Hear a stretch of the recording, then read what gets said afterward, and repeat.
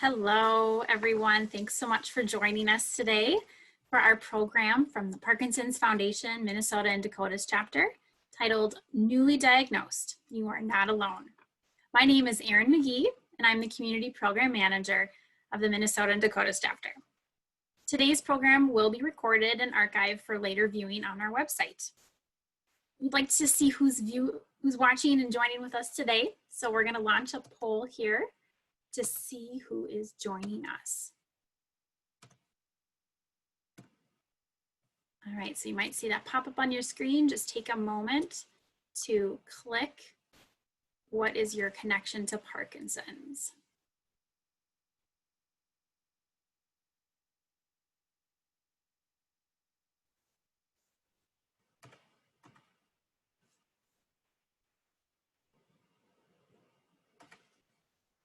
All right, looks like we have a variety of people with Parkinson's, their spouse, partner, or a family member, or having a family member with Parkinson's. So thank you for sharing that today. All right, before we get started, I'd just like to say a big thank you to our program sponsors today, Acadia Pharmaceuticals, Accorda Therapeutics, Adamas, Amneal, Kiowa Kern, and Lundbeck. During this time of social distancing, we hope that you are able to stay healthy and safe at home. The Parkinson's Foundation hosts virtual events each Monday, Wednesday, and Friday. To learn more and to register, visit parkinson.org/pdhealth. You can also visit and see all the archive programs that we've had since coronavirus times started, and we have programs all the way back from April. You can check it out. Again, that's parkinson.org/pdhealth.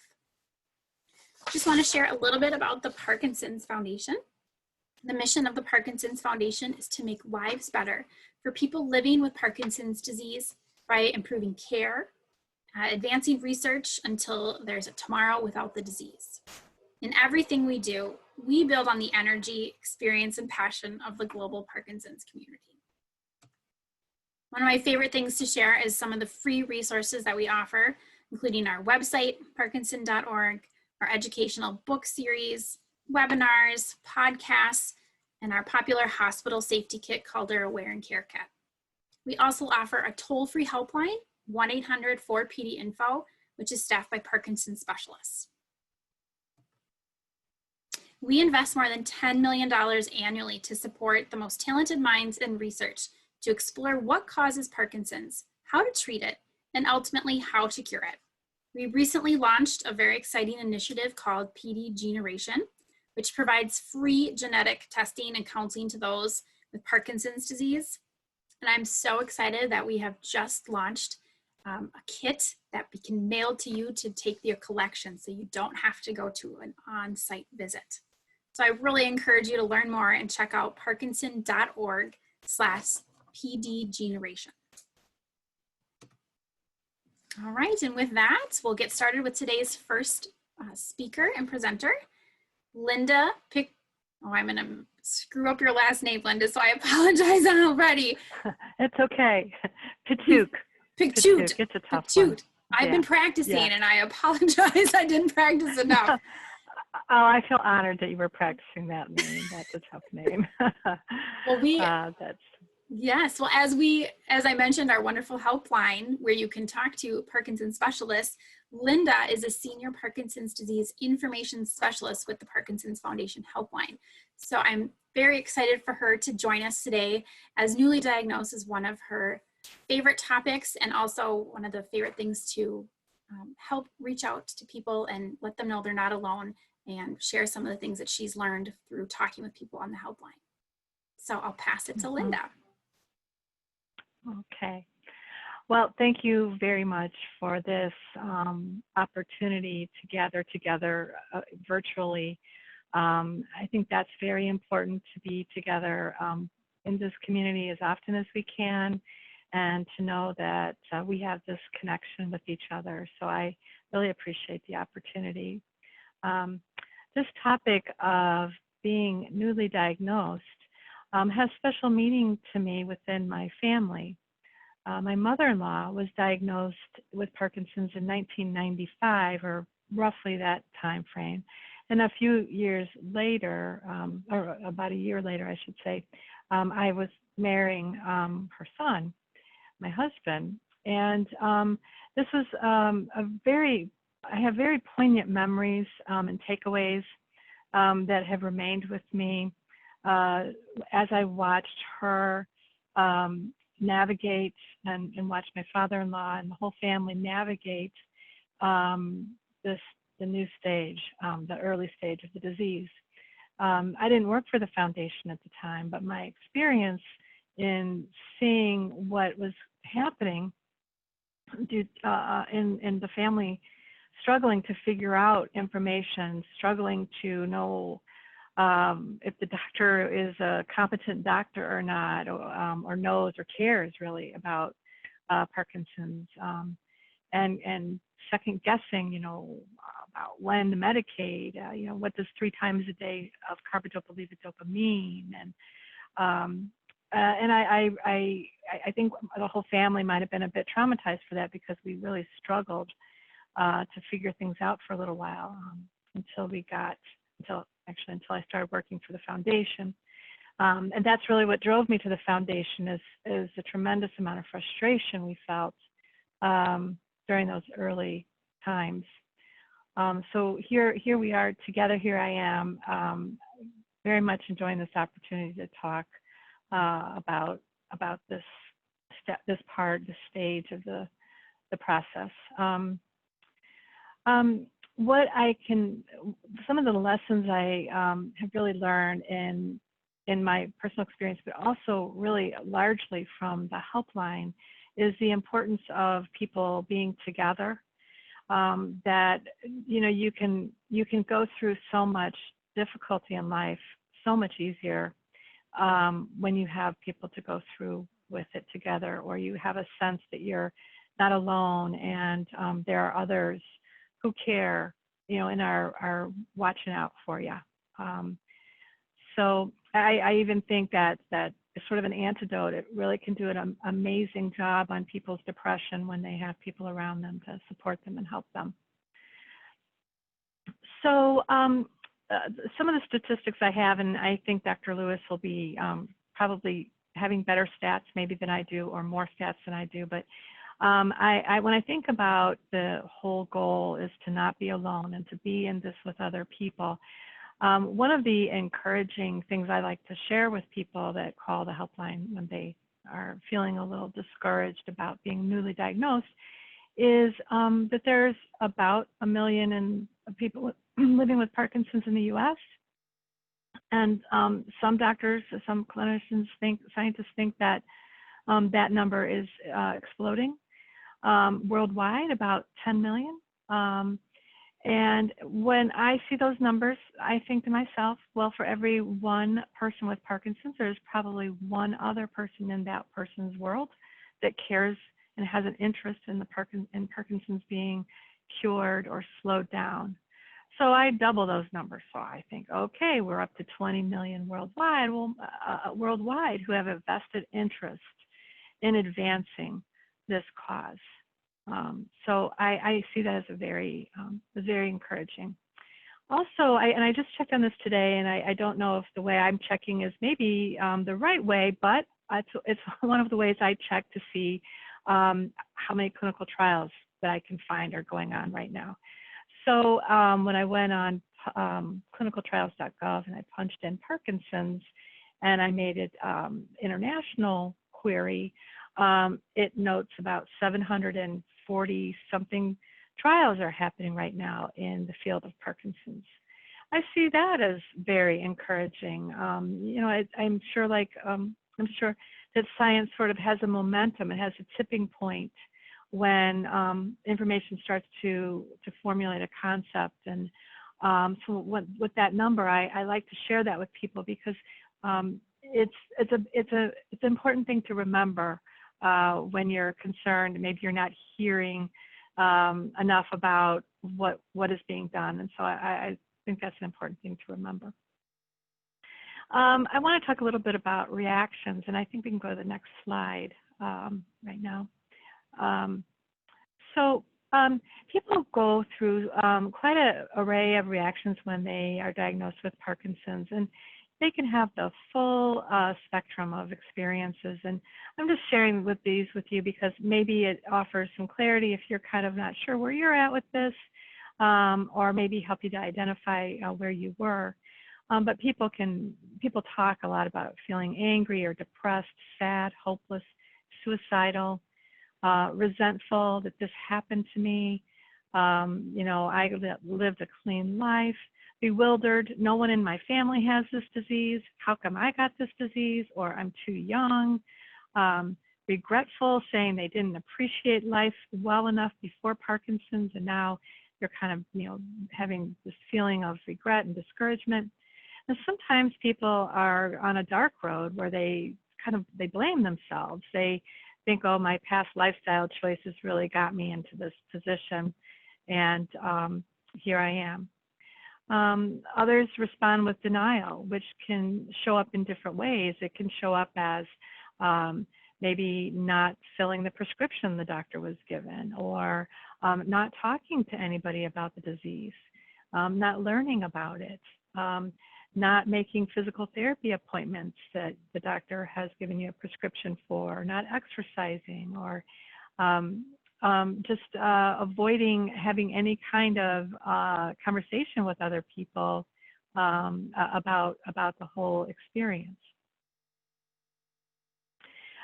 So people talk about these kind of concerns frequently when they call the helpline, and we do get a number of people who call telling us, that they're struggling a little bit with this diagnosis.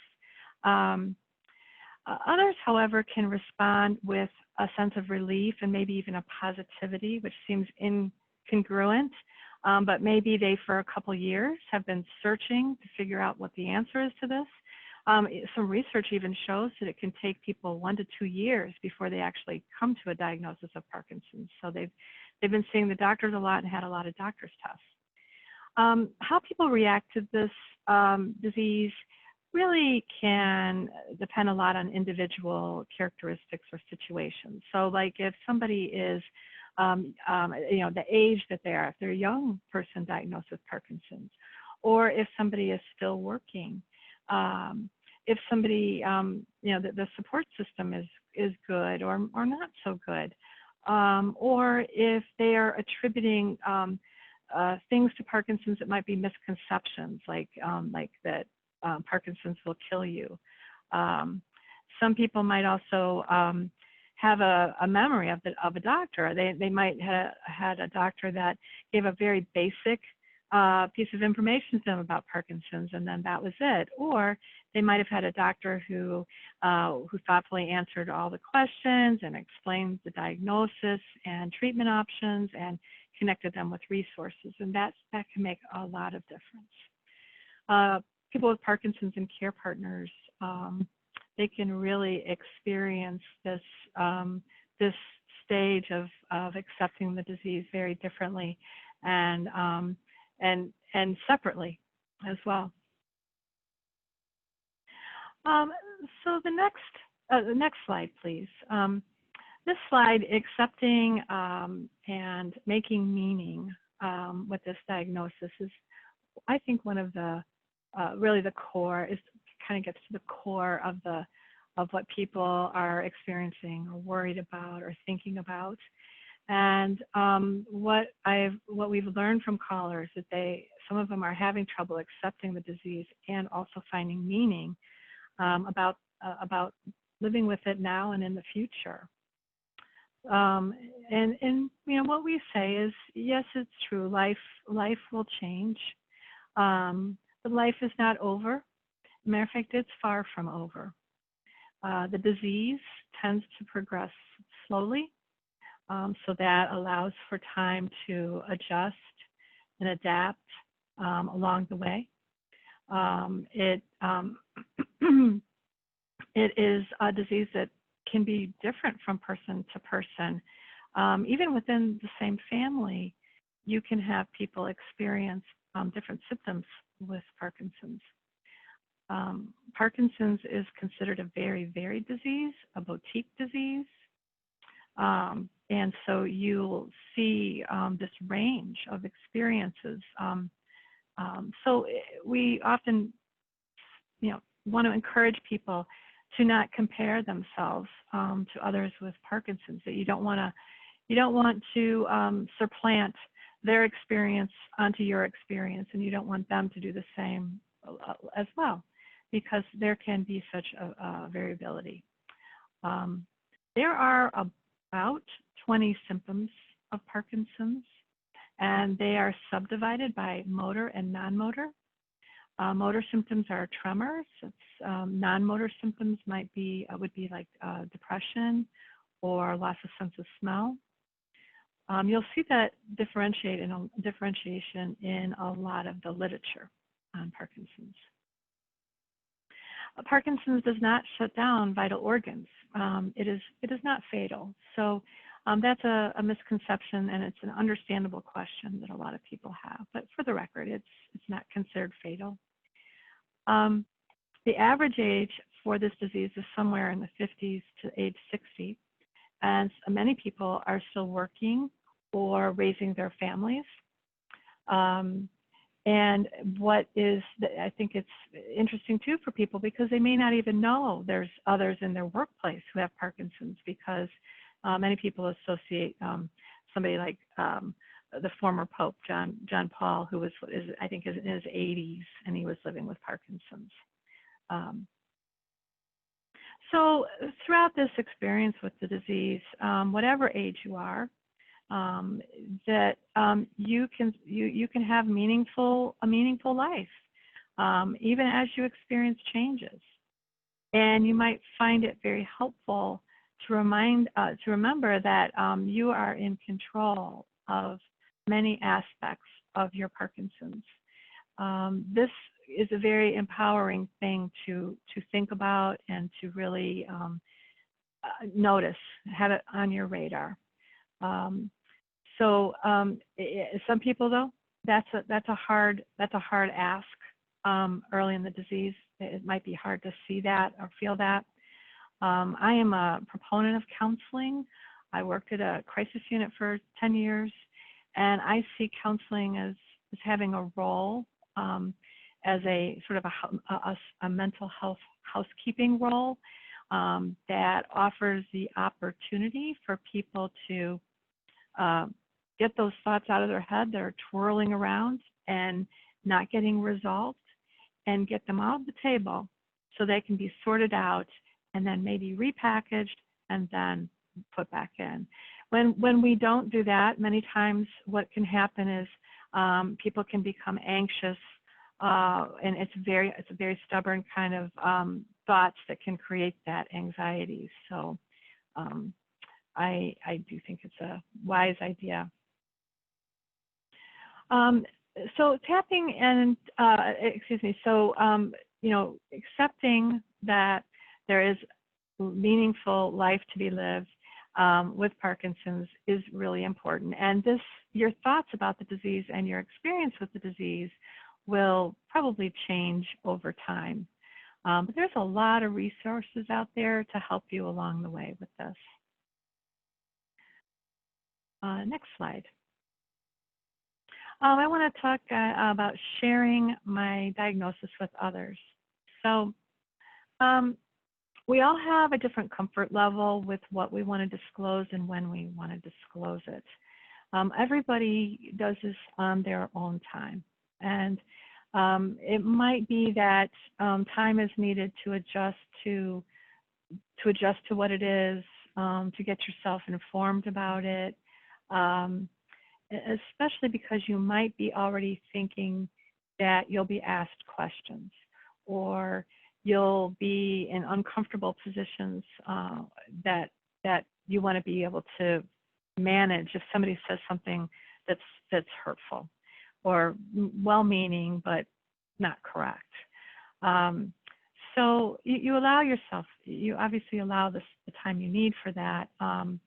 And you may find that it's helpful not to be completely private about it. Maybe there's somebody close to you that you talk to and can talk to, and maybe you're asking that person not to share it with anybody yet. The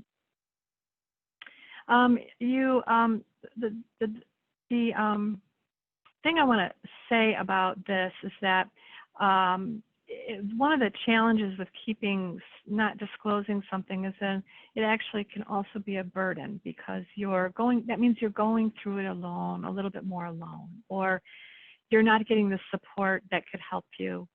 And you might feel like you're putting up a front, and that can be very stressful with symptoms, if you have symptoms going on. And so there's a other side to that decision that might have to be thought about, and also that it might be a similar challenge for the person that you've asked to keep this to themselves also. But deciding about when to share information with your employer, that can be tricky.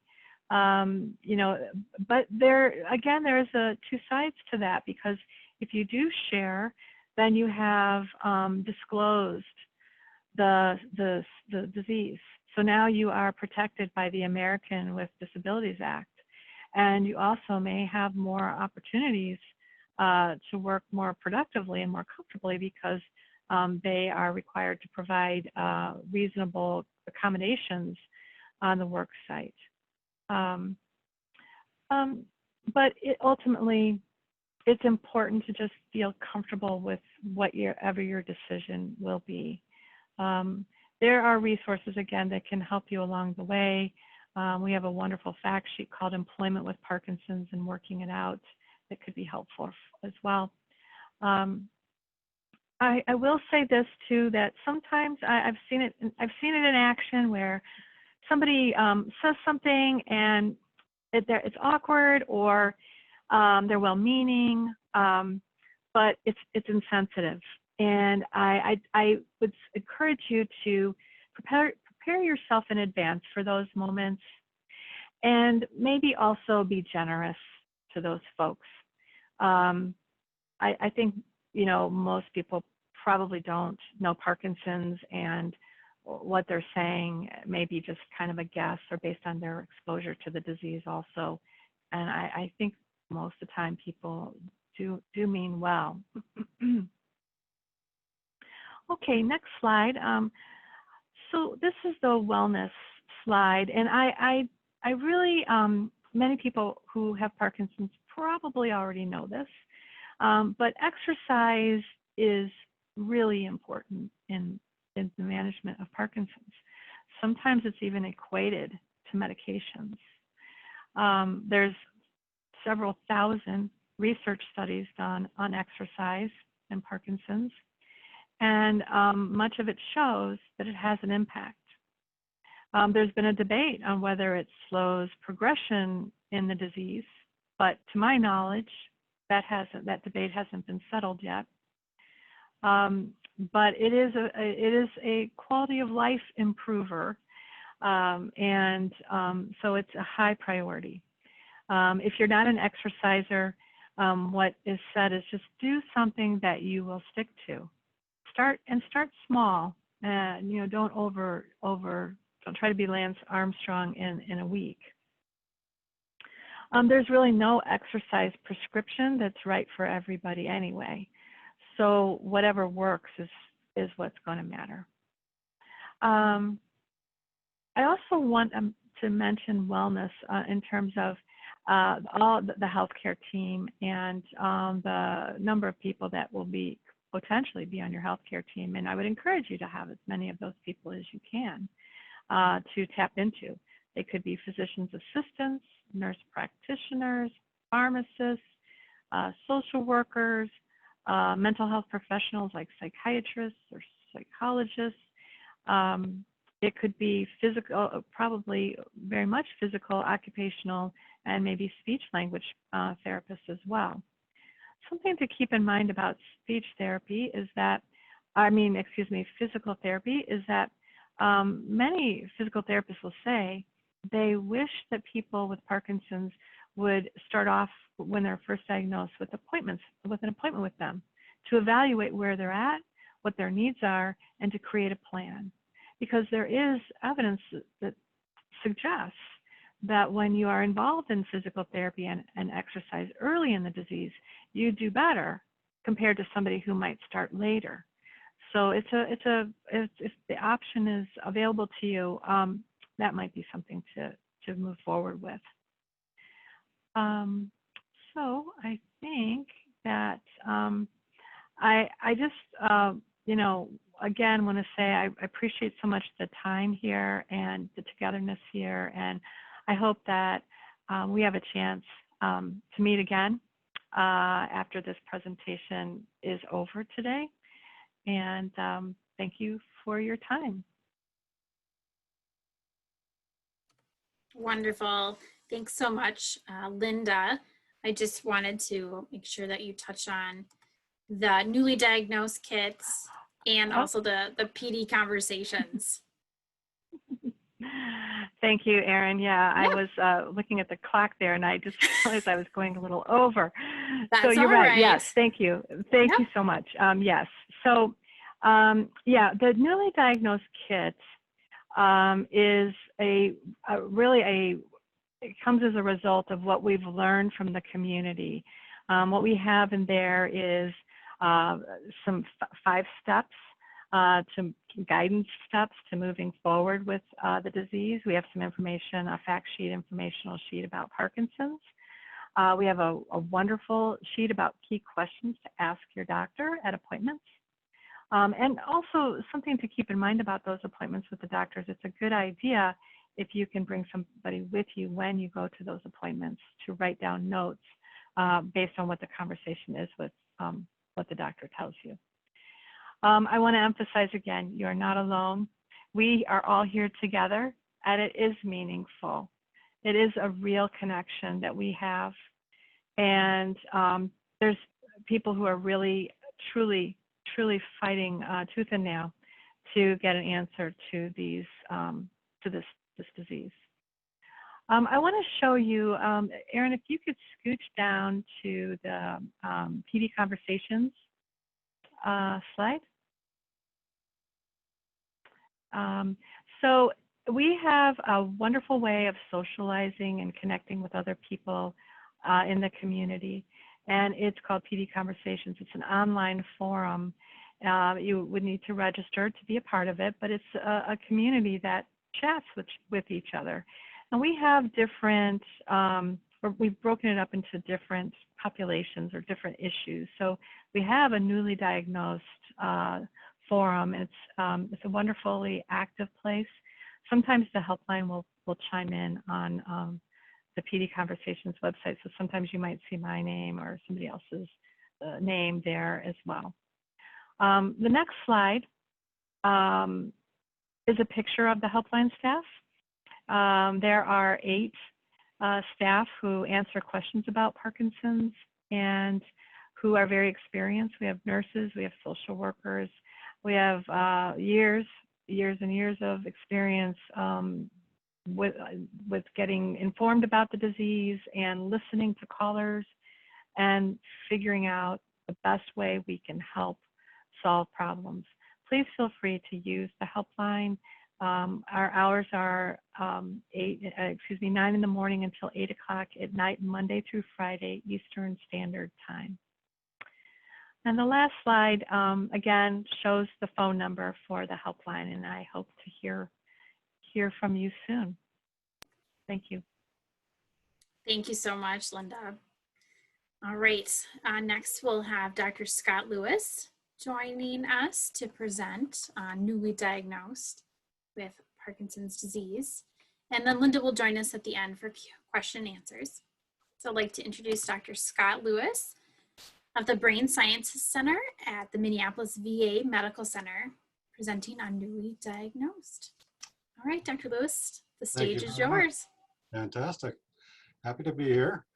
To give you a little bit about myself, I'm a neurologist at the Minneapolis VA Medical Center. I specialize in movement disorders, which A majority of people I see have Parkinson's disease. I've been working on that now for over 25 years now. Time has passed. So next slide, please.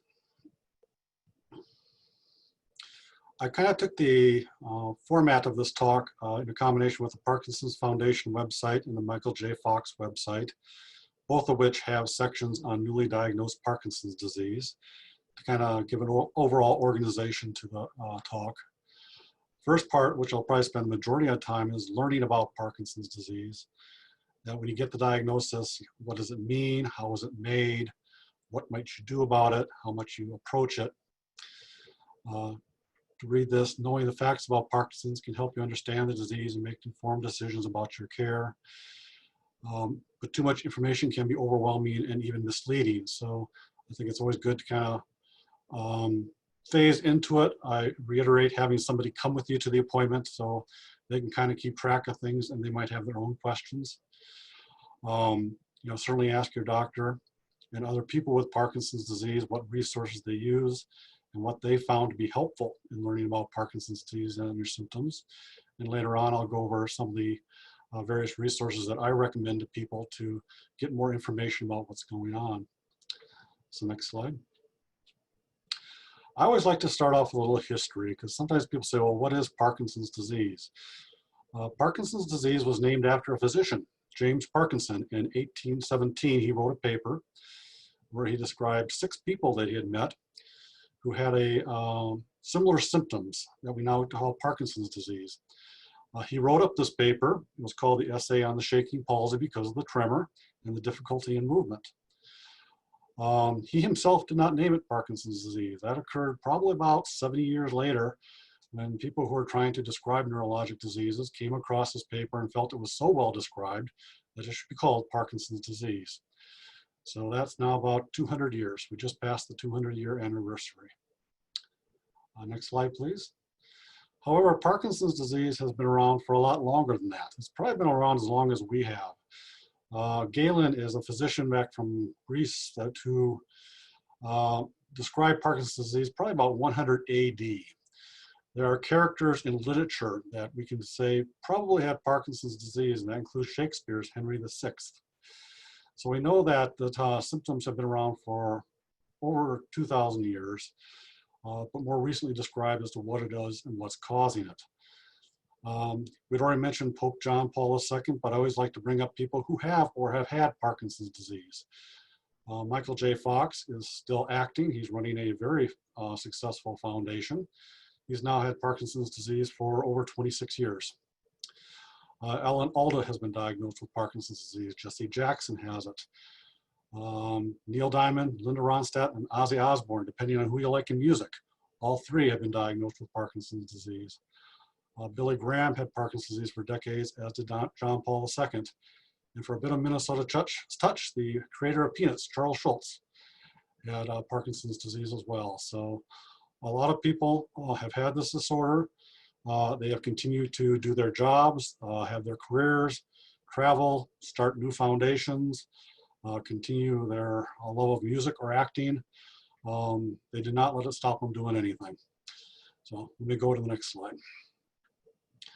Kind of generally on Parkinson's disease, it's the second most common progressive neurodegenerative disorder.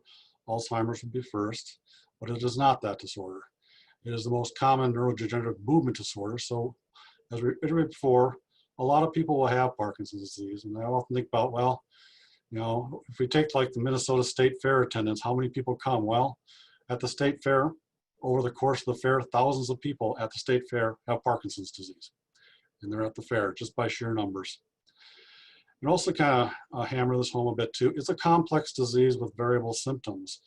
We'll go over the basic symptoms of Parkinson's disease, but even those, not everyone gets.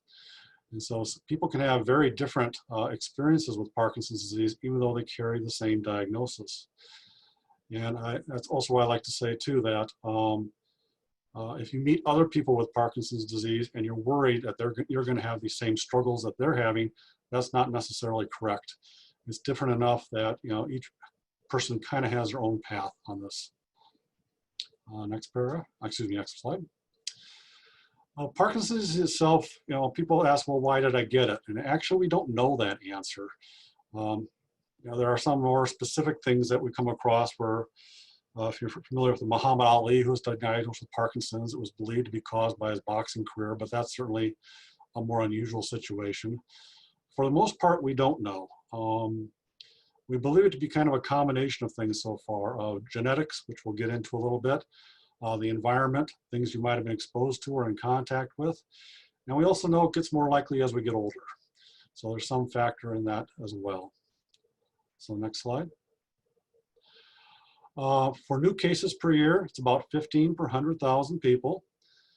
If you take people who are at least age 65, about 10 per 1,000 or 1 in 100 will have Parkinson's disease. It seems to affect men greater than women, a ratio about 1.8. So about 2 men to every 1 woman who has it. We're not quite sure of the difference. Why? It does vary by your race or ethnicity. People who are Hispanic are more likely to have it than people who are Caucasian or Asian and then African American. There are differences there as well. We mentioned before that Parkinson's disease is more common after the age of 50.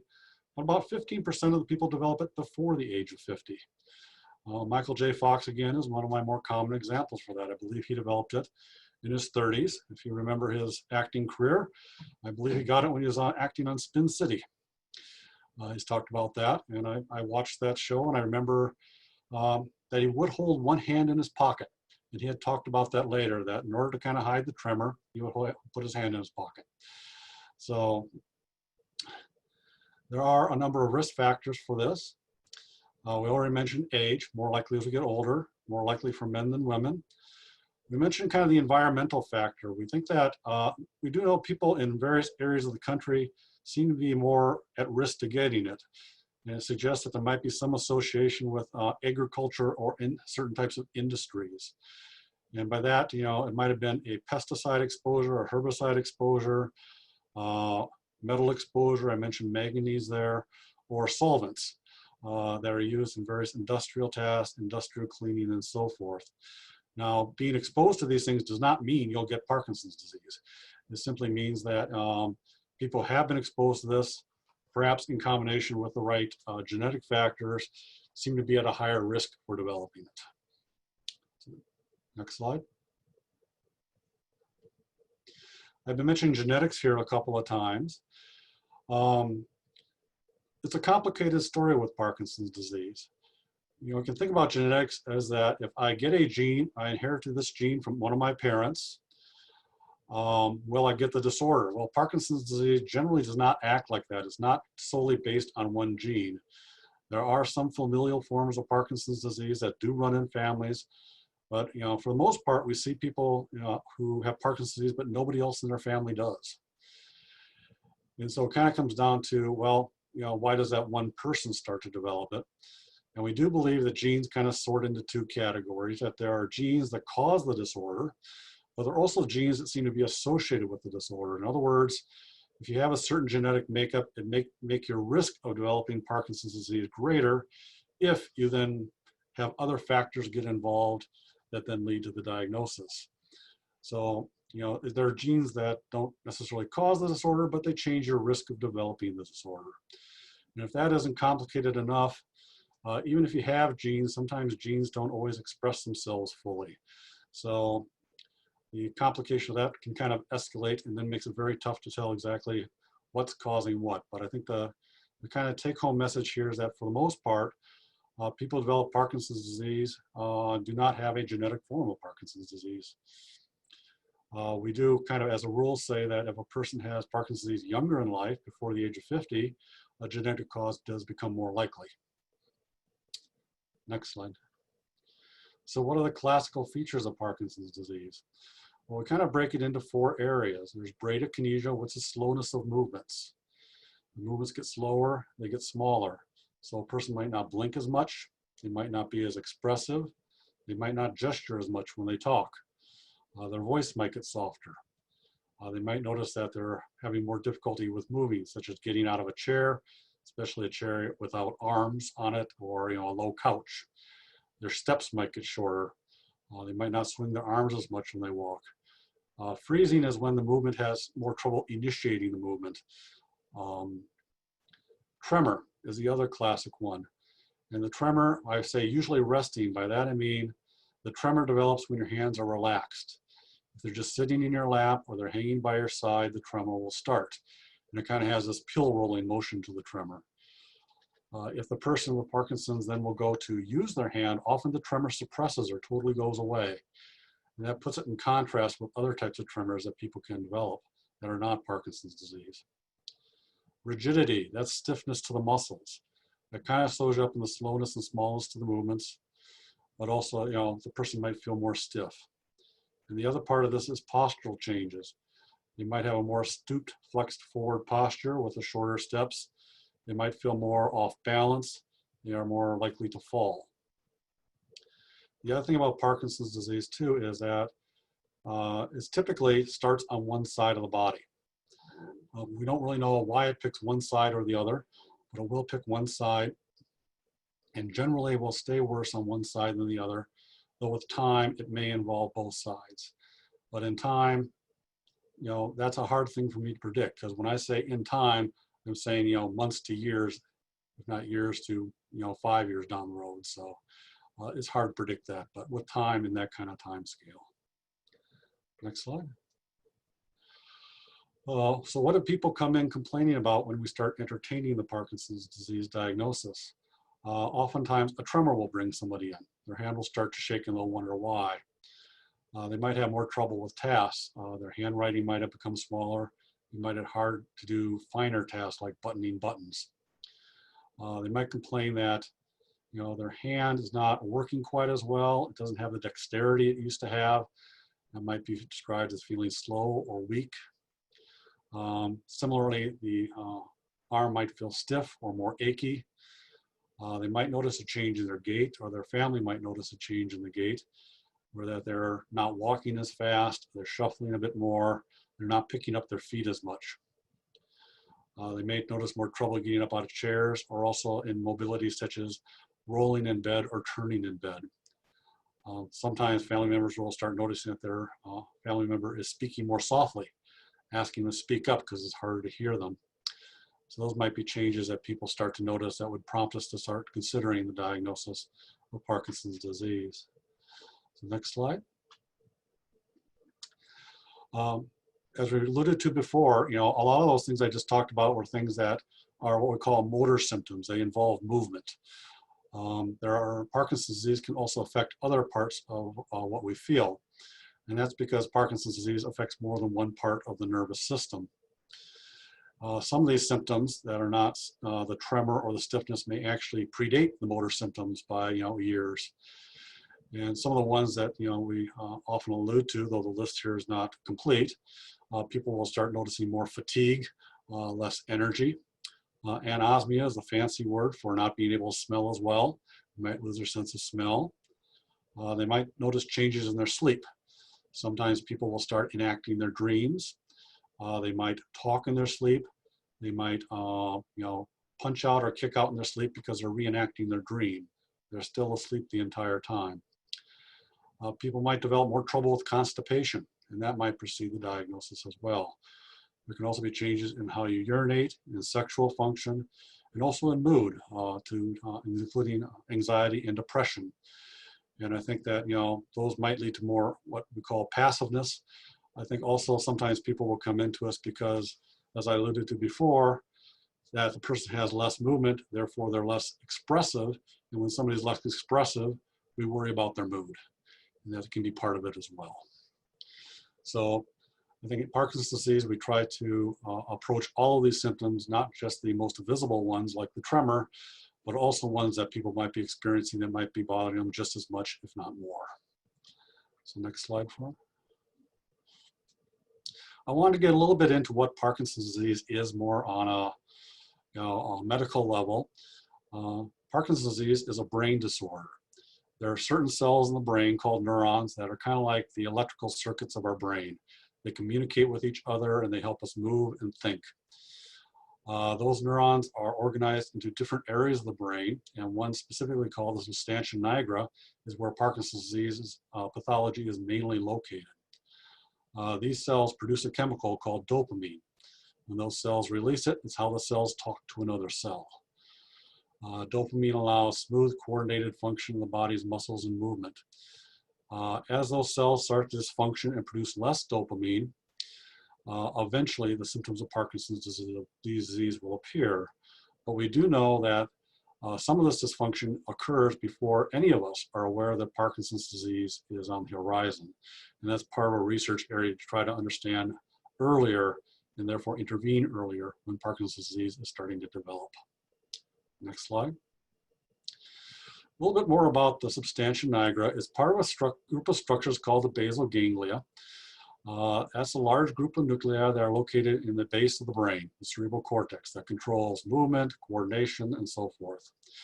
It includes a group of nuclei, which probably won't come with a medical appointment, but they are out there. They're caudate nucleus, putamen, globus pallidus, subthalamic nucleus, and substantia nigra. Some of those other nuclei will have a role in Parkinson's disease treatment at some point as well. So therefore, next slide. I want to kind of give you a sense of where they were. So this is just a very, it's a sketch of the brain. We're kind of looking at it in section. And the structures we're talking about are deep in the brain. And the substantia nigra is actually the one on the right in red. So it's a small nucleus located deep in the brain next to other structures of part of the basal ganglia. So that when we're talking about, the origin of Parkinson's disease and where a lot of the pathology is occurring, though not exclusively, we're talking about a specific area within the brain that produces a chemical called dopamine. So next slide. So how do we make the diagnosis of Parkinson's disease? We do this based on what you tell us and what your symptoms are and what your exam shows. So the slowness to movement, or the bradykinesia, is one of the real hallmarks of Parkinson's disease. When that's combined with the type of tremor or with the type of rigidity, that leads us to the diagnosis. Other symptoms of that, like some of the non-motor symptoms, some of the other features I described. Additionally, perhaps if we tried a medication and how well the medication worked, they can kind of aid in understanding that we've got the correct diagnosis. The reason we kind of be very specific on this is that Parkinson's disease is part of a broader picture called Parkinsonism. So by that I mean that there are other neurologic disorders that can have Parkinson's symptoms but not have Parkinson's disease. So we often treat them similarly, but as neurologists, we like to be as specific as possible to give you the best information. So we'll use additional symptoms to kind of help guide us on that. Unfortunately, at this point, though, there are no laboratory tests to confirm Parkinson's disease. This is a diagnosis we make in clinic based on your symptoms and on your examination. Next slide. I want to get a bit into medication treatment. This is a more complex slide, but what this is showing is two of the neurons I described, cells, one's kind of blue and one's kind of green, and there's a bit of a gap between them, which means they have to talk to each other. And they do that by releasing, one cell releases dopamine, which then goes bind with the other cell and forms the communication. The treatment we use for Parkinson's disease on medication is basically directed at trying to provide you more of the dopamine. So if we give somebody a medication called Sinemet, which is a combination of carbidopa and levodopa, the levodopa is also abbreviated L-dopa, and you see that on the screen. That is taken up by the brain, is taken up by those cells, is converted to dopamine, and simply replaces it. The carbidopa is there to help prevent side effects when you take the medication. There are other ones we give you that are called dopamine agonists. Ones on the market are like Mirapex, Requip, and so forth. Those are ones designed to mimic dopamine. So they don't require the conversion, they just act like dopamine and effectively try to do the same thing, replace that chemical. There are other medications we give you, like on the market like Comtan or Eldopril or Azilec, which you might hear about. These are all medications that are designed to help slow down the metabolism of dopamine, so it makes it last longer. And so they're often used in combination with the other medication. So when I think of medications for Parkinson's disease in my own mind, I kind of group them into, the ones that try to replace the dopamine that's lost more naturally, like levodopa, ones that try to simply replace the dopamine, like the agonists, and ones that try to help those medications work better, the ones that slow the metabolism. There are other medications that may be discussed in care too, but those kind of are our main medication strategies. Next slide. However, medications are by far not the only thing we do for Parkinson's disease. A lot of other people are involved and all have a very important role in helping treat the disorder. Occupational therapy can assist for devices, canes, grab bars, you know, a whole range of things that can kind of help you function better in the environment you are. It can also involve things like recreational therapy. I have people say, well, how can I play golf better? You know, how can I cast my rod fishing better? Those questions come up and we try to figure out ways to facilitate that. Physical therapy does the same thing, but also provides, you know, training, exercises, strengthening, ways to maintain mobility, ways to improve balance. Speech therapy works with voice volume. They can help train you to speak louder, more clearly. If you have trouble, they have ways to assist voices, you know, more mechanically or with, you know, different communication devices. Speech therapy also deals with swallowing. Sometimes people do have some trouble swallowing, but speech has ways to instruct that on diet or on exercises or on instructions on the way somebody eats or drinks if that ever becomes necessary. Prosthetics are the people who help provide the equipment. You know, they have things like, you know, they have the canes, the walkers. They also have things like pill alarms. If you have to have reminders to when to take it. They now have boxes that will alert you and chirp or chime that can be obtained. There are services that can also visit a person's home. Here at the VA, we do have home safety visits where people can come and examine whether you need grab bars, ramps, whether, you know, this rug is too slippery, things like that, and see if there's something that can be done better and assisted with. If people require more support, there are also day programs for Parkinson's disease, where people with Parkinson's disease can spend an hour with people who understand the disorder, help provide therapy, and allow the spouse to work on other things during that time. Respite programs are kind of the same thing, that if a person requires more care, but the family has something comes up, perhaps they have a family trip they have to make, perhaps they have their own medical care they have to pursue. It's a way for everyone to get assistance during that time. The other big one is support groups. Support groups, we have one at the VA that, even though it's a veterans hospital, is open to all. There are support groups across the community that people with Parkinson's have formed and other groups have formed. And what it does is allows people to simply get together. Usually they chat about a topic in Parkinson's disease. It allows people with Parkinson's disease to kind of compare notes. It allows people who care for people with Parkinson's disease to individually compare notes and kind of all get together and discuss it with the things that they've noticed help and what they're dealing with, and share information, which has been really helpful. Next slide.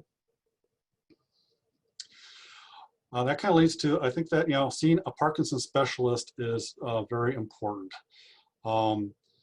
Within, of course, medicine, we all have our primary care doctors who take a look at us, and they all manage Parkinson's disease. Neurologists, those specialize within disorders of the brain and the nervous system. But even within neurology, there are neurologists who specialize in movement disorders, of which Parkinson's disease is one of the major ones. So that'd be somebody like myself who did additional training in movement disorders and spends a lot of time working with people with these disorders, so that, you know, you get very experienced at what people tell us, what they're experiencing, what the families are experiencing, and what kind of resources and treatments and therapies would be out there to kind of assist each of those things. And we do recommend that that kind of starts early, because I think that in Parkinson's disease, there's a lot of information, a lot of questions, and there are a lot of resources out there. And so we want to get you tied into all of that and know what's available for you. Next slide. I mentioned to this too, build a support system. Know that you're not alone in Parkinson's disease. There's many places to turn for help. It doesn't always have to be the physician's office either. Support means different things to different people, but it can be, you know, a friend, a family member, someone else with Parkinson's disease. I think it's common enough that a lot of us know somebody who's had Parkinson's disease. It can be a support group. You know, in the VA, it can be other veterans that people have met. And again, this kind of comes up with support groups. There are also online forums like the Parkinson Foundation. There are exercise classes out there that kind of focus on people with Parkinson's disease. And a lot of events will connect you with some of these groups that are doing different things like, you know, whether it be therapy exercises, yoga, boxing of all things, biking groups, all these things are out there and people with Parkinson's disease are doing them. Next slide. Eating a healthy, balanced diet. We alluded to that before. There's not really a specific diet for Parkinson's disease, but I think, you know, the ones that are talked about or that are high in fruits, vegetables, and unprocessed foods are good. I think the Mediterranean diet is one of these that kind of focuses a bit on that. But I think it's more just a healthy diet that in general improves your health, that focuses on things that, you know, are perhaps less salty, less fatty, you know, higher in the basic things like fruits and vegetables. You can talk to your doctor about that. Often we might involve a dietitian in crafting a plan that might meet it, because some people might have Parkinson's disease and diabetes. Then what do you do? And so the dietitian can kind of help you manage that and kind of figure out the best way to incorporate with your diet. The other thing people have found is that sometimes the Parkinson medications, specifically the levodopa, can interact with our diet. And we find that sometimes that when people take that with a high protein diet, they have more trouble with controlling their Parkinson's. And so a dietitian or your neurologist can help you kind of figure out the best way to take your medication in relationship to what you're eating. And so it can help you work with that. We also mentioned constipation as being one of the problems. And so dietary factors can also help deal with that. So a lot of different things can kind of be done to help your diet. Next slide. Exercising regularly. We already mentioned that exercise is a good thing and that it'll help all your symptoms, not only the movement symptoms in terms of mobility and stiffness, but we also know it helps depression, it helps anxiety, it helps our moods. So all these things are common in Parkinson's and certainly can be common in other people. And so we recommend exercise, and exercise kind of is a bit of a dirty word. So I borrowed something from the Parkinson Foundation, where we have the yearly event, which got interrupted this year, but Movement Day. And so I often describe to people, it's like, well, what I want you to do is not so much exercise, I want you to move more. And pick the movement that you enjoy, pick the movement that is fun, because that is the movement that you'll do the most. So if it means I'm, you know, working in my garage, if I like to take walks, if I like to go fishing, if I like to go bowling, I got one gentleman who's a rodeo rider, you know, whatever movement works for you, do more of that, and that's what will help you out. And we also sometimes will enlist the physical therapist to help to create the best plan that fits with what your interests are and what your needs are in case you have more trouble with a certain area. Next slide, please. The Parkinson's Foundation has an outcomes project where they're recruiting patients, a lot of them, to get more understanding of Parkinson's disease. And right now they have over 13,000 people recruited, and they're looking at what are the most effective treatments, what are the most effective therapies, who benefits from the therapies, who are the best candidates for each treatment, try to individualize the treatment more, what are the benefits of various exercise programs, are some exercise programs better than others, you know, how does Parkinson's disease affect our families, our caregivers, all these issues to try to get a more comprehensive view of Parkinson's disease and therefore direct things more specifically to people given the variability of the disorder. Next slide, please. And based on that, they found that increasing physical activity to at least 2.5 hours a week, you know, that's, you know, less than 30 minutes a day, is associated with a better quality of life and slower decline. It'll improve gait, balance, tremor, flexibility, strength, coordination. Consistent exercise is better. It's best to keep at it, therefore pick something you like. If you're able to be a little bit more vigorous, a little more intense, that does produce greater benefits, but obviously stay within a reasonable range here. Check with your doctor if you have concerns about what kind of exercise would be beneficial for you. Usually there's recommended to be a kind of a combination of things like stretching, aerobic exercise, and strengthening exercise. Kind of mixing it up, I think, also helps people maintain it better too. It gets it more interesting. Next slide. Participate in research. there's a lot of research going on, and I think this is from the Michael J. Parkinson's Foundation, that people regret not participating in research early in their disease course. I think taking an active role in studies is a way to help you feel like you're taking control. You get to learn about more things. You probably get to meet other people with Parkinson's disease. There are a lot of ways to get involved. Research is not just about taking medication or involving in something like that. You can also be, serving on advisory committees, raising research funds, being an advocate for Parkinson's disease, joining the Parkinson's Foundation, being a volunteer. All these things are research for Parkinson's. All these things are teaching us something. Next slide. Touch briefly on what kind of research is being done. It is quite broad. We're looking at ways to figure out who's got Parkinson's disease by lab tests, which is biomarkers. It also might help us decide who's got Parkinson's disease earlier. We're looking at models of Parkinson's disease in animals to try to figure out more things. We're trying to image Parkinson's disease better.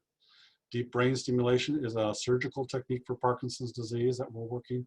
It's already in use. We're trying to learn more about it. We're trying to figure out more about how the environment is impacting Parkinson's disease, what role exercise has, what role genetics has, and therefore what the genes tell us about how the disease develops.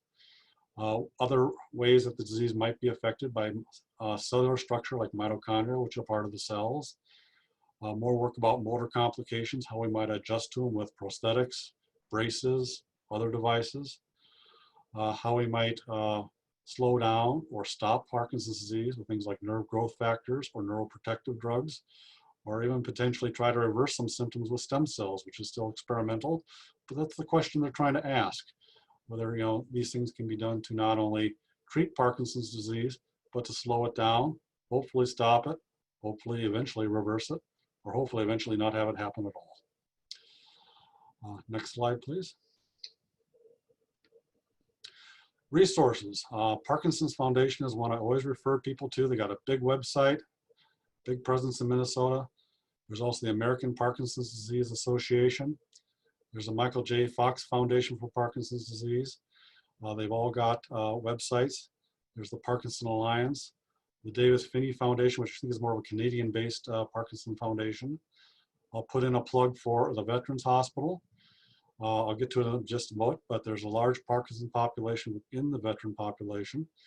And the website is open to all. It's got resources describing Parkinson's disease and its treatment, and it's got videos too. So all these places have websites, foundations, contacts, a lot of good information that's vetted and properly credentialed.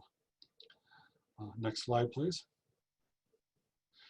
Want to give a shout out to particular ones. There are Parkinson's Foundation Centers of Excellence. The Struthers Parkinson Center in Minnesota is one of those.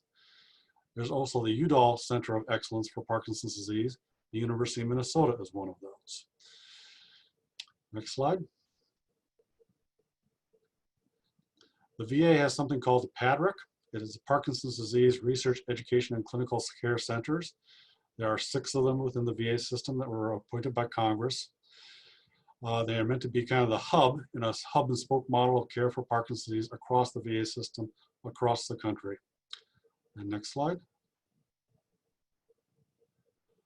Underneath the centers, there are consortium sites, which are kind of the affiliates of the Parkinson centers. That's what's present in Minneapolis. Again, it ties to get physicians, nurses, therapists, all of whom specialize within movement disorders and Parkinson's in the same spot to help coordinate care. And VA medical centers can provide that. And they were launched in about 2003 to expand Parkinson's awareness. The consortium will also involve all of us across the various VA sites across the country, talking to each other, having educational systems, conferences with each other, and training each other. So quite a big network develops. And next slide for me, please. And kind of close that out, I wanted to mention that in case there are any veterans in the audience, or you know veterans with Parkinson's disease, there are 2 service connections for people with Parkinson's disease. If you served in Vietnam between 1962 and 1975, you are presumed exposed to Agent Orange or other herbicides and would be eligible for service connection for Parkinson's disease.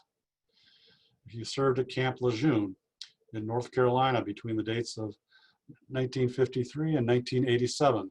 There's again, because of exposure to contaminated water, there's presumption that if you develop Parkinson's disease, it was related to that event, and you too are eligible for service connection. So if you are a veteran serving in those areas and you develop Parkinson's disease, you should be contacting your veteran service officer to imply about the benefits and the treatments you could have specifically for that. And I believe that kind of wraps up my talk there and what I had planned to say. So thank you very much for your attention. Thank you so much, Dr. Lewis. All right. I just have a quick follow-up question about the Veterans Affair. Who is the main contact if they want to know more information about potential benefits? There are veteran service officers within the Veterans Hospital, and also that website I had at the VA would also help direct people to inquire about where they could get more information about that as well. The other thing too is that if you find, if you are now being seen in a veterans facility or seeing your primary care physician, you can bring it up with that physician and say, hey, I heard about this. And you'd say, I'd like to know more, and they could direct you to those two. Okay, great. All right, so now we can move to Q&A. So I thought since we have a small group with us today, if anyone has any questions, you are able to unmute yourself, or if you need help, raise your hand and we can unmute you. But just thought we could try this small group interaction. So if there's anyone brave who has a question for Linda or Dr. Lewis, we'll open it up. I see a little. Doesn't have to be about Parkinson's disease. We got football going on, politics, Supreme Court nominations. Well, I do want to address one comment you made earlier about the population, how many people have Parkinson's. Yes. You related it to the Minnesota State Fair. Yes. And we had some people register from out of state. So could you just clarify a little bit about the State Fair and very population? Good. Yes, well, the Minnesota State Fair is a bit of a rite of passage for Native Minnesotans. It runs for 10 days each year from late August through Labor Day. And it tends to attract over the course of the 10 days about 1.5 to upwards of 2 million people. On any given day, the record attendance can top over 200,000 people at the same time on the fairgrounds, which makes for a very interesting, congested, happy time. So, right, and that's why it was canceled this year, because there was no way we could social distance 200,000 people on any given day. There was no way to do this year, which led to a lot of grief. So they actually designed a drive-through where people could buy a ticket, drive their car in, and people would bring the food to them. Yes. Yep. All right, well, thanks for sharing. A follow-up comment. So this person says that they were told as long as the medication was working after their Parkinson's diagnosis, they don't need to make regular appointments.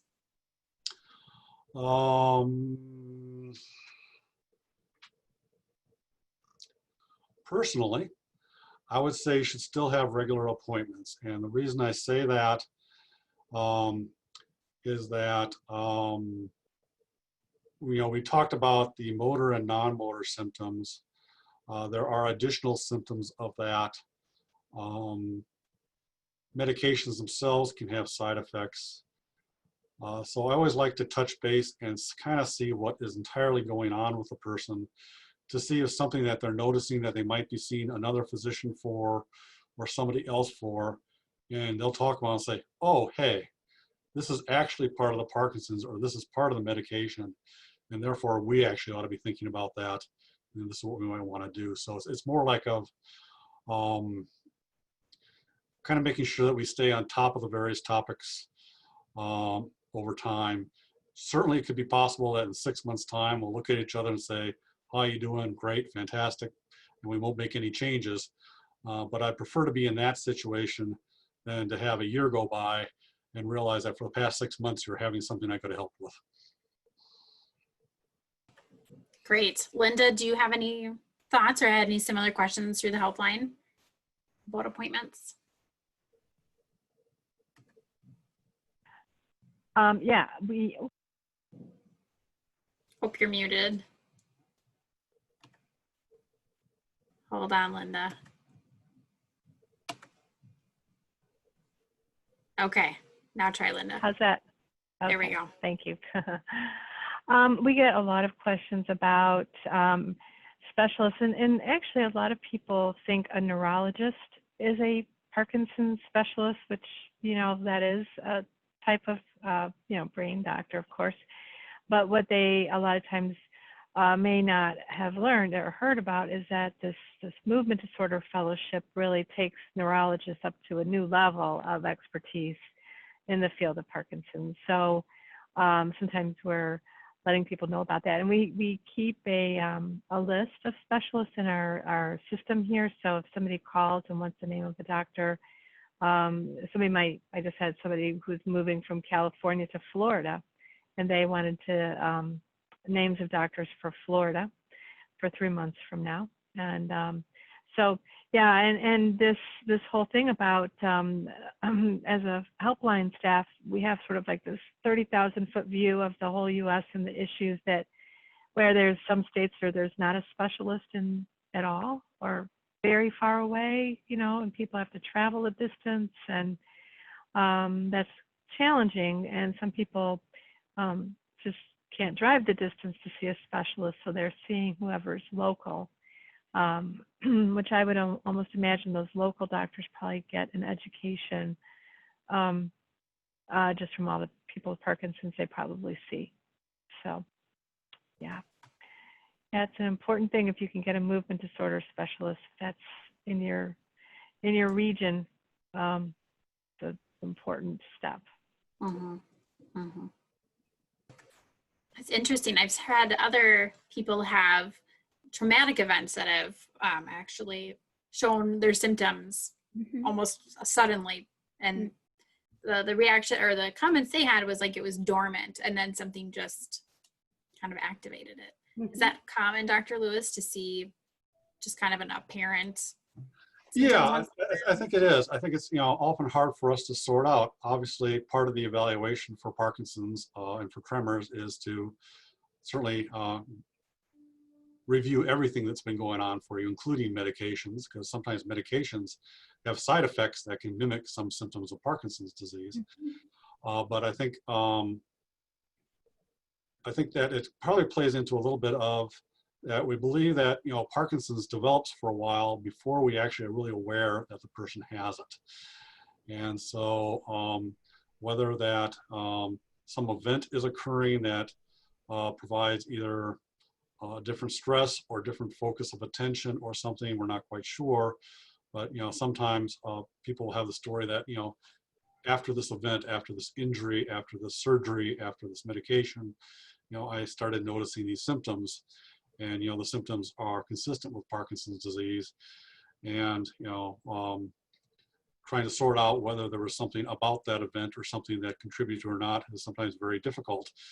And so it's hard to date where things came on, but I think the way you describe it is not that uncommon to hear.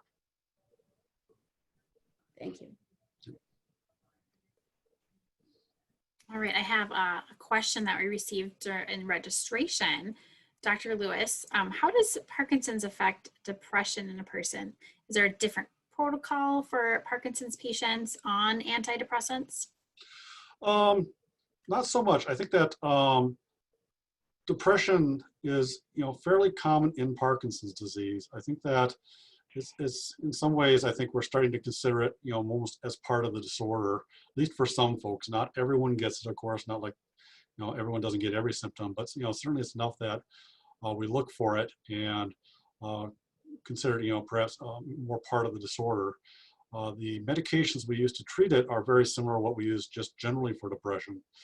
There is some consideration that some medications can sometimes exacerbate or worsen Parkinson's symptoms or have side effects that might do that. I think that in most part that will guide our selection a little bit, though we still have a lot of options. And even in that case, I think that you know, it kind of falls into this, like, well, if we need to do this, we'll try this medication and we'll just keep track of things a bit more closely to see if there's any interaction or not. So I think that, I don't think that, there's really, between somebody with Parkinson's and depression and somebody just with depression, I think we'll actually end up doing the same strategies and the same type of treatments. Okay, talking about the same line of medication. Yeah. Is there a specific medication that would help with tremor? This person wrote in that the carbidopa levodopa is not helping with my left hand tremor. Are there any other avenues I should pursue? Yeah, I think that one is when we talk about that, I always want to make sure that the person has given an adequate trial to carbidopa levodopa. Sometimes we'll find that the dose is too low and that a higher dose will be more effective. Sometimes we might try a agonist as opposed to the carbidopa levodopa, or try switching the medication to see if the tremor is more effective. I will add, oh, go ahead. Just when you say try, how long is that? Would you give that medication tweak, like a couple weeks, months? At a given dose, I would probably say ballpark 2 weeks. Okay. I usually don't wait too long because usually I'd expect to see the effect once it gets established, fairly quickly. I think the other thing I want to bring up too is that of the symptoms of Parkinson's disease, sometimes the tremor itself does not respond as readily as some of the other symptoms. So in that case, I think that's really key that you get involved with a movement disorder specialist, because we do have some kind of other nuances that we'll try, sometimes medications that are pretty much only tried by the movement disorder specialist. Not that they're experimental, but that they're ones that we tend to think of as an option to try for a tremor. I think ultimately that if medications don't do a good job with the tremor, we didn't allude to it here because it's not something that really comes up in the early part of Parkinson's, but the surgical treatment of Parkinson's with deep brain stimulation has worked very well for tremor. And if the medication is not helping the tremor, the surgery can still help the tremor. So, if you've been to the specialist and tried, the various medication options and not found one that sufficiently suppresses it, then you could kind of consider, that kind of approach to it and see if that's something you want to pursue. But like I said, for Parkinson tremor, the deep brain stimulation has proven to be pretty effective. Okay. Linda, I have a question for you. My children do not know that I have Parkinson's yet. I'm not sure how to best tell them. Any advice? Well, I think I think it depends a little bit on how long you've had it. And I also wonder if they might be suspicious already that something is underfoot. And so maybe when you approach the topic, maybe you just talk very naturally about how it all started and when you began to check into it, and be prepared. You might be your own Parkinson's information helpline staff and becoming a chief answer of questions about the disease. So be able to answer questions like is it passed down in families? Can you die of this? And maybe even plant the seed a little bit about the idea of being together in it, and that it's a journey, you're all in it together, and that you're going to inform them of if something comes up, and you'll show them what the symptom looks like. Here's my tremor. This is what it's like when I have a tremor, or so that they can see it for themselves. If you have grandchildren, there's some wonderful books for 8-year-olds and 8 to 12 years old. There's some great books, there's even some for younger kids than that to talk about Parkinson's with. So I think a good place to start is just kind of where you started with your journey. Thanks. I know I've personally read some different opinion pieces and editorials of people who literally, have diagnosis Friday and they call the helpline Monday, or people who have taken 8 years, 10 years before they even acknowledge or even want to learn more about it. And it's just everyone has a unique journey. Exactly. And I think there's not one right answer for it, really. It's you listening to your own self about that. Mm-hmm. Speaking of, everyone has a unique journey. What if, Dr. Lewis, you're not feeling like you have a good fit with your physician and maybe not learning about all of the therapeutic or the treatment options? Wouldn't it be okay to seek that second opinion, or what would your next step be? I would seek a second opinion. I think that,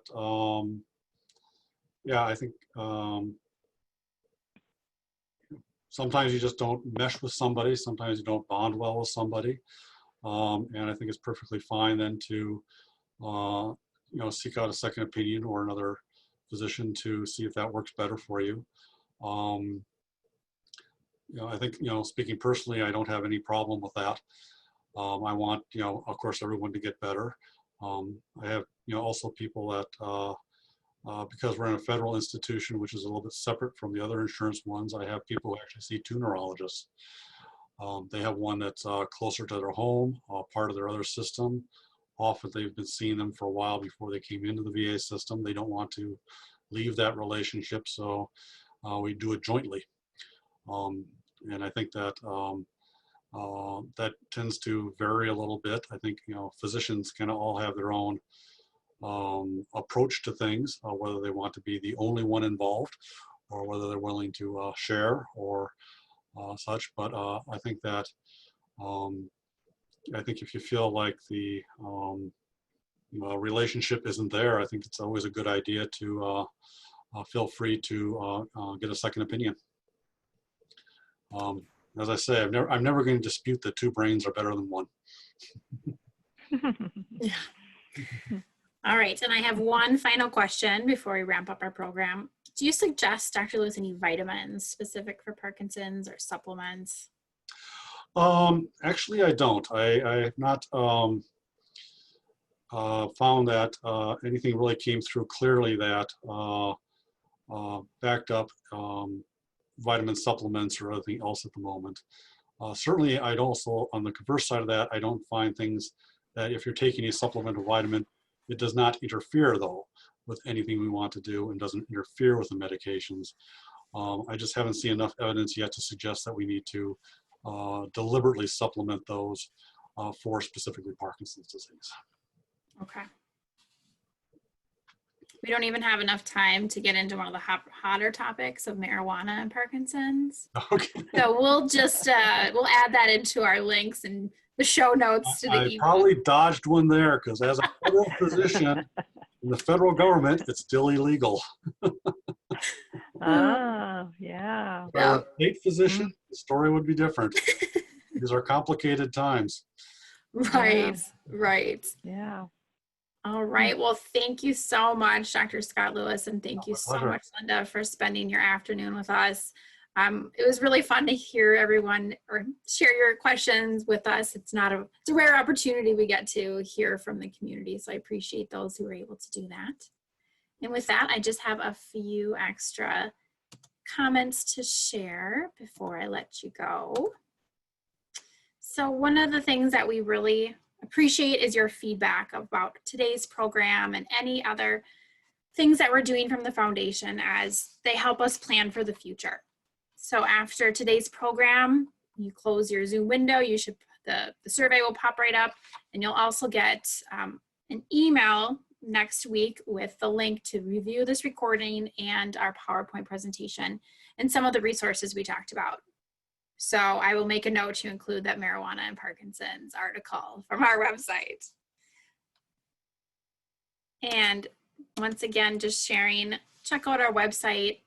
I personally get lost because there's like so much information, but it's so helpful. And if you have any questions or need some guidance on where to go, reach out to our helpline. You might talk to Linda, who are there Monday through Friday to help and talk with you.